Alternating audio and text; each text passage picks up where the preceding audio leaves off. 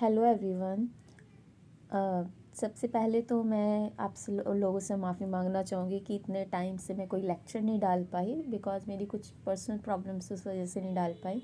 पर आगे मेरी ये कोशिश रहेगी कि आपको रेगुलरली सारे चैप्टर्स के नोट्स मिलते रहें, ठीक है। और तो आज हम स्टार्ट करते हैं चैप्टर 3, पॉलिटी क्लास 6 का है गवर्नमेंट, ठीक है। तो इसमें पहला टॉपिक आता है वर्क परफॉर्म बाय गवर्नमेंट। तो गवर्नमेंट क्या क्या वर्क परफॉर्म करती है इसके ऊपर हम थोड़ा देखेंगे। तो पहला है डे टू डे डिसीजंस लेना, लाइक जैसे कि पेट्रोल के प्राइस क्या हो सकते हैं, और भी बहुत सारी चीज़ें हैं, ठीक है। क्या वेजिटेबल फ्रूट्स का प्राइस रहेगा मार्केट में, ठीक है ना। ये सब शेयर में क्या प्राइस चल रहा है, क्या मतलब उसमें प्रॉफिट चल रहा है, लॉस, ये सब गवर्नमेंट के ऊपर डिपेंड करता है, ठीक है। सेकेंड पॉइंट है provide food and health services. मतलब food and health services provide करना, मतलब कि जैसे कि इनकी एक स्कीम्स हैं गवर्नमेंट की, जैसे पीडीएस पब्लिक डिस्ट्रीब्यूशन सिस्टम हो गया, या आयुष्मान भारत हो गया। आयुष्मान भारत योजना होगी, ये यूनिवर्सल हेल्थ इंश्योरेंस स्कीम है जो आयुष्मान भारत योजना स्कीम है, ठीक है ना। एक आपकी पीडीएस होगी, provide food and health services में ये दोनों इंक्लूड होते हैं, ठीक है। हेल्थ में आ गया आपका आयुष्मान भारत योजना आ गई, ठीक है। और दूसरा आ गया पीडीएस यानी पब्लिक डिस्ट्रीब्यूशन सिस्टम, ठीक है ना। तो ये सेकंड पॉइंट हो गया। थर्ड है take action on social issues. मतलब जो जो सोशल इश्यूज़ के ऊपर जो एक्शंस होते हैं वो भी गवर्नमेंट के ऊपर डिपेंड करते हैं। जैसे एक है national old age pension scheme, मतलब कि जो बुजुर्ग होते हैं उनकी पेंशन्स के लिए इन्होंने एक स्कीम निकाली है, ठीक है।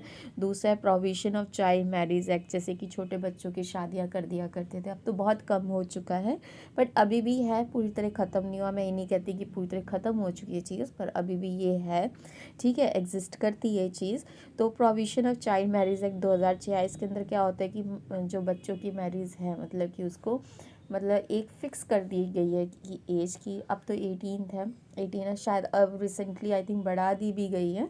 तो 18 एज मतलब स्पेसिफाई की हुई थी पहले, अब कोई और एज जैसे 21, आई थिंक 21 ही की हुई है इन्होंने फिक्स, ठीक है। बाकी दूसरा पॉइंट है डिस्प्यूट रेजोल्यूशन। रेजोल्यूशन मतलब रिजॉल्व, जो भी डिस्प्यूट्स आते हैं, जैसे आपके गवर्नमेंट या पीपल्स के बीच में है, या स्टेट या नेशनल गवर्नमेंट के बीच में, सारे डिस्प्यूट हमारी गवर्नमेंट ही सॉल्व करती है, ठीक है। और जो क्रिमिनल्स होते हैं, जैसे किसी ने किसी का रेप किया है, उन सब के लिए अलग अलग कॉन्स्टिट्यूशन में एक्ट्स लिखे गए हैं, तो ये सब गवर्नमेंट के ऊपर ही डिपेंड करता है, ठीक है। Then run postal and railway services. जो पोस्टल और रेलवे सर्विसेज होती है वो भी गवर्नमेंट ही रन करती है, जैसे पोस्ट ऑफिस, पोस्टल मतलब पोस्ट ऑफिस हो गए, ठीक है, ये भी गवर्नमेंट के अंडर होते हैं।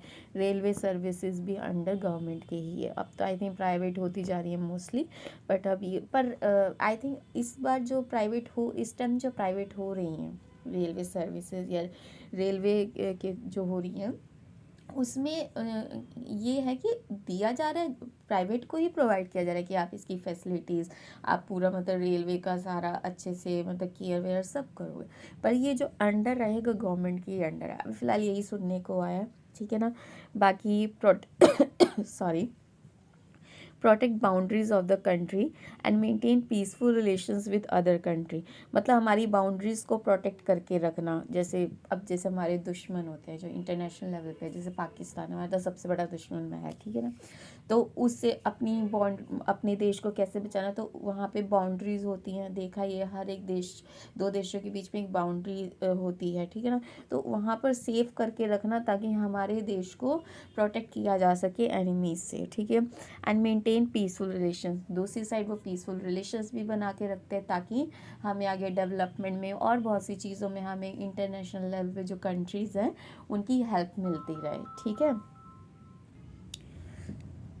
सो लास्ट पॉइंट है हमारा help people during natural disaster. अब जैसे नेचुरल डिज़ास्टर्स आ जाते हैं, सुनामीज़ वगैरह आ जाती है, तो उसमें भी हमें गवर्नमेंट हेल्प करती है, जैसे कि लोगों को मतलब कि एक सेफ जगह पे ले जाना, ठीक है, उनको फूड प्रोवाइड करना, मिल्क प्रोवाइड करना बच्चों को, ये सब गवर्नमेंट के अंडर होते हैं उस टाइम पे।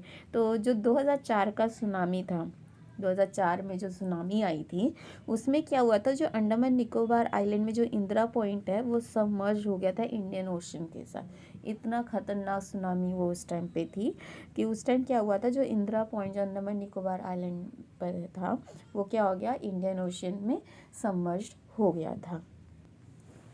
तो इसी चैप्टर में हमारा दूसरा टॉपिक है how work performed and why it is democracy. ठीक है ना, किस तरह से वर्क परफॉर्म्ड, कैसे गवर्नमेंट वर्क परफॉर्म करती है, ठीक है, और ये मतलब व्हाई इट इज़ डेमोक्रेसी। ठीक है, तो इसके बारे में हम देखेंगे।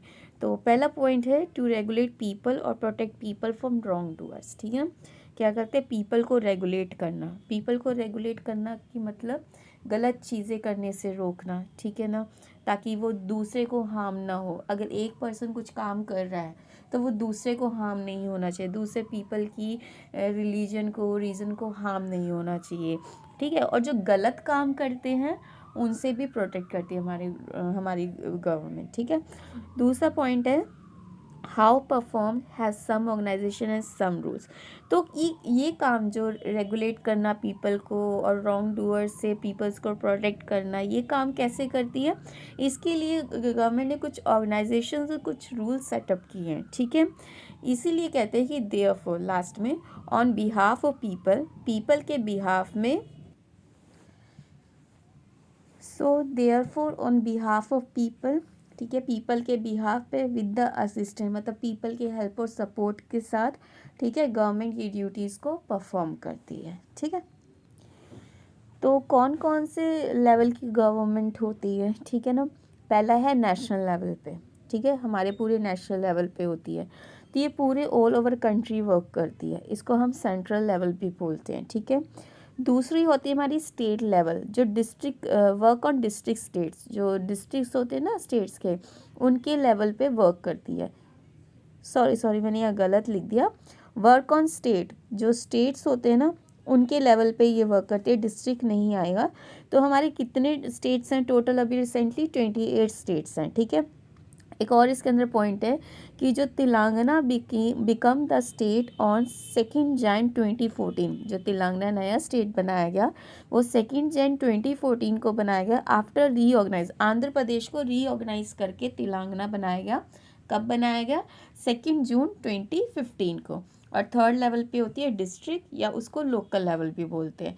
तो ये डिफरेंट डिस्ट्रिक्ट के लेवल पे वर्क करती है। अब टोटल रिसेंटली कितने डिस्ट्रिक्ट्स हैं हमारे देश में, 18 डिस्ट्रिक्ट्स हैं। ठीक है, अगला टॉपिक है गवर्नमेंट लॉस। अब गवर्नमेंट के क्या क्या लॉज हैं, तो पहला पॉइंट है government make laws and follow by all. ठीक है, गवर्नमेंट लॉ बनाती है और उन लॉज को सबको फॉलो करना पड़ता है, हर एक पर्सन को फॉलो करना पड़ता है। ठीक है, लॉ जो बनते हैं वो पार्लियामेंट हाउस में बनते हैं। ठीक है, याद रखना, जो लॉज हैं हमेशा पार्लियामेंट हाउस में बनाए जाते हैं। ठीक है, देन थर्ड पॉइंट है government has power to make decision. Government के पास पावर है कि वो डिसीजन ले सकती है और उसको इन्फोर्स भी कर सकती है डिसीजन को। ठीक है, डिसीजन लेना और उनको पुट करना, ये दोनों पावर्स गवर्नमेंट के पास है। ठीक है, अब इसमें एक सिटीज़न के पास भी पावर है। अगर एक पर्टिकुलर लॉ बना दिया गया, गवर्नमेंट ने बनाया कोई पर्टिकुलर लॉ, अगर उसको फॉलो नहीं कर पा रहे, अगर वो फॉलो गवर्नमेंट ही नहीं कर रही है, ठीक है ना, तो पीपल अप्रोच कर सकता है कोर्ट में, वो अगेंस्ट गवर्नमेंट के जा सकता है। सपोज गवर्नमेंट ने बनाया, जैसे ऊपर हमने देखा था चाइल्ड मैरिज एक्ट का 2006, ठीक है, बनाया। अब गवर्नमेंट ने बना तो दिया पर गवर्नमेंट खुद ही नहीं फॉलो कर रही है उसको। जो क्रिमिनल्स हैं उनको सॉरी जो क्रिमिनल्स हैं उनको मतलब सज़ा ही नहीं मिल रही है, तो उसके केस में क्या हो सकता है कि जो सिटीजन्स हैं, जो पीपल हैं, वो भी कोर्ट जाकर गवर्नमेंट के अगेंस्ट एक्शन ले सकते हैं। ठीक है, अब हमने लेवल्स ऑफ गवर्नमेंट तो देख लिया, अब हम देखेंगे टाइप्स ऑफ गवर्नमेंट, कौन कौन से टाइप की गवर्नमेंट होती है। तो पहली गवर्नमेंट है डेमोक्रेटिक गवर्नमेंट, ठीक है। इसमें क्या होता है, पीपल के पास पावर होती है कि वो इनडायरेक्टली वोट्स के थ्रू गवर्नमेंट को चूज़ कर सकती है कि उसे कौन सी गवर्नमेंट मतलब पसंद आई है, वो 5 साल के लिए, अगले 5 साल के लिए उसका चुनाव कर सकती है, ठीक है। इसके अंदर ही एक और पॉइंट है कि गवर्नमेंट हैज़ टू एक्सप्लेन। इसमें क्या होता है, डेमोक्रेटिक गवर्नमेंट में क्या होता है, गवर्नमेंट को अपने जो भी एक्शंस हैं वो पीपल को एक्सप्लेन करने होते हैं, ठीक है, and defend it decision to the people. और ठीक है, अपने गवर्नमेंट को क्या करना होता है, अपने एक्शन को जो भी एक्शन वो लेती है वो सारा एक्सप्लेन पीपल को करना होता है कि क्यों लिया गया, किस वजह से ये एक्शन लिया गया, ठीक है, and protected decisions to the people, ठीक है ना, वही आ गया। Then India has a democratic government. अब डेमोक्रेटिक गवर्नमेंट में कौन, हमारा देश एक डेमोक्रेटिक गवर्नमेंट है जहाँ पे पीपल के पास इनडायरेक्टली वोट के थ्रू चूज़ करने का राइट होता है गवर्नमेंट को, ठीक है ना। और ये एक रिप्रेजेंटेटिव गवर्नमेंट होती है, मतलब पीपल को रिप्रेजेंट कर रही है, तो ये रिप्रेजेंटेटिव गवर्नमेंट होती है। इक्वल टू पीपल या सिटीज़न एंड यूनिवर्सल आइडेंटिफायर। इसके अंदर दो मेन चीज़ें हैं, मतलब हर एक सिटीज़न इक्वल है, इक्वल टू सिटीज़न, हर एक सिटीजन के लिए वो इक्वल रहेगी गवर्नमेंट।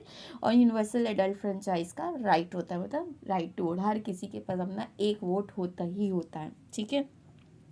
सेकंड हमारी टाइप ऑफ गवर्नमेंट है मोनार्की, मतलब कि किंग और क्वीन हैज़ पावर। इसमें क्या होता है, एक किंग या क्वीन के पास पावर होती है, जैसे हमारे राजा महाराजा हुआ करते थे, तब हमारी मोनार्की गवर्नमेंट कहा जाता था, ठीक है। Not explain their actions to people, ठीक है। इसमें क्या होता है, वो पीपल को मतलब उनके पास मतलब वो मतलब क्या करते हैं कि अपने एक्शन को पीपल को एक्सप्लेन नहीं करते, मतलब वो नहीं मतलब कि नहीं होता इसके अंदर कि वो पीपल को अपनी एक्शन मतलब अपना एक्शन एक्सप्लेन करें। तो है, अब मोनार्की गवर्नमेंट कहाँ कहाँ पे है, बेल्जियम में, भूटान में, जापान में, मलेशिया एक्सेट्रा, और भी बहुत सारी कंट्रीज़ हैं जहाँ पे मोनार्की गवर्नमेंट अब भी चल रही है। हमारी तो अब आपको पता है डेमोक्रेटिक गवर्नमेंट हो चुकी है। देन थर्ड है आपका डिक्टेटरशिप, ठीक है। इसके अंदर क्या होता है, वन पर्सन, एक पर्सन या स्मॉल ग्रुप होता है पीपल्स का, ठीक है, पर्सन्स का, उनके पास राइट होता है कि मतलब पूरे देश को चलाने का, ठीक है, विदाउट कॉन्स्टिट्यूशनल लिमिट। अब डेमोक्रेटिक गवर्नमेंट क्या होता है, कॉन्स्टिट्यूशनल लिमिटेशंस होती हैं। इवन इसमें क्या होता है, कॉन्स्टिट्यूशन में गवर्नमेंट के ऊपर भी कुछ रिस्ट्रिक्शंस होती है, पीपल के ऊपर भी रिस्ट्रिक्शंस होती हैं। तो इसमें ऐसा नहीं है, ठीक है, इसमें कॉन्स्टिट्यूशनल लिमिटेशंस होती ही नहीं है। जैसे एडोल्फ हिटलर था जर्मनी का, ठीक है, तो हैव गवर्नमेंट अभी कहाँ कहाँ पे, China, Cuba, north Korea, Vietnam, और भी बहुत सारी कंट्रीज हैं। पर जो नॉर्थ कोरिया, कई बार इसको पर्सनलिस्ट डिक्टेटरशिप भी बोलते हैं, ठीक है। ये डिक्टेटरशिप तो होती है, पर ये पर्सनलिस्ट डिक्टेटरशिप भी होती है कई बार नॉर्थ कोरिया में, ठीक है। अब यूनिवर्सल एडल्ट फ्रेंचाइज मतलब राइट टू वोट के लिए स्ट्रगल कहाँ कहाँ हुआ, ठीक है। अब स्ट्रगल किस किस ने किया, जैसे स्ट्रगल ऑफ वुमेन का स्ट्रगल रहा, ठीक है। तो इसमें क्या है, ड्यूरिंग फर्स्ट वर्ल्ड वार के टाइम पे all Europe and USA women, जो भी यूरोप और यूएसए की वुमेन थी वो वोट्स के लिए फाइट कर उन्होंने करा, ठीक है ना, जैसे फर्स्ट वर्ल्ड वार के टाइम पे। तो अमेरिकन वुमेन को राइट मिला 1920 में, और यूके जो आपका यूरोप में आता है, ठीक है, यूरोप जो यूके में आता है, उनकी वुमेन्स को राइट मिला 1928 में, ठीक है। और दूसरा पॉइंट है struggle of non propertied man, जो होते हैं जिनके पास अपनी प्रॉपर्टीज़ नहीं हुआ करती थी उस टाइम पे, यही होता था, वुमेन्स के पास राइट नहीं हुआ करता था उस टाइम पे। और एक आपके जिनके पास प्रॉपर्टी होती थी उन्हीं के पास राइट होता था, जो मैंस होते थे उन्हीं के पास राइट होता था। पर इन दोनों ने अब स्ट्रगल किया ड्यूरिंग फर्स्ट वर्ल्ड वार के टाइम पे यूनिवर्सल एडल्ट फ्रेंचाइज के लिए, ठीक है। अब voting rights in India after independence के बाद वोटिंग राइट्स इंडिया में कैसा रहा, ये देखेंगे। तो इंडिपेंडेंस से पहले क्या होता था, some people have right to vote, मतलब कुछ ही पीपल्स के पास राइट होता था वोट करने का, और कुछ माइनॉरिटीज़ है और कुछ माइनॉरिटीज़ के पास ही राइट होता था, मतलब कि some minorities have allowed to vote, और कुछ माइनॉरिटीज़ को ही वोट देने का मतलब अलाउ था। तो सेवरल लीडर्स, बहुत सारे लीडर्स जिसमें गांधी जी भी इंक्लूड थे, वो इस चीज़ से शॉक थे कि unfairness and the demand all adults have right to vote, मतलब ये अनफेयरनेस है और हर एक के पास मतलब राइट होना चाहिए। डिमांड की उन्होंने की हर एक पर्सन के पास अपना एक वोट का राइट ज़रूर होना चाहिए, और ये चीज़ें उन्हें अनफेयर लगी कि किसी के पास मतलब कुछ के पास राइट है कुछ के पास राइट नहीं है, तो this is not a right, unfairness था ये, ठीक है। अब लास्ट पॉइंट है यंग इंडिया। ये गांधी जी का जनरल था। यंग इंडिया क्या है? गांधी जी का जनरल। तो ड्यूरिंग इंडिपेंडेंस के टाइम पे वोटिंग राइट एज था 21। वोटिंग राइट एज था 21, ठीक है, ड्यूरिंग इंडिपेंडेंस के टाइम पे, ठीक है। पर जब 61st अमेंडमेंट ऑफ कॉन्स्टिट्यूशन, जिसको हम द कॉन्स्टिट्यूशन 61st अमेंडमेंट 1988 भी बोलते हैं, उसमें क्या हो गया, 21 ना देकर मतलब 18 ईयर्स कर दी गई वोटिंग राइट पे, ठीक है ना, 18 ईयर्स कर दी गई। पहले 21 था इंडिपेंडेंस के टाइम पे, पर जब ये 60 the constitution 61st amendment act 1988 में क्या हुआ, इसमें क्या कर दिया गया, जो 21 एज थी ना उसको 18 साल कर दिया गया, ठीक है। सो गाइस ये था हमारा चैप्टर 3, ठीक है। अब हम नेक्स्ट लेक्चर में मिलेंगे नेक्स्ट चैप्टर के साथ। तब तक के लिए बाय, टेक केयर, और इस पैंडेमिक में आप सब लोग सेफ रहें, खुश रहें, बाय बाय।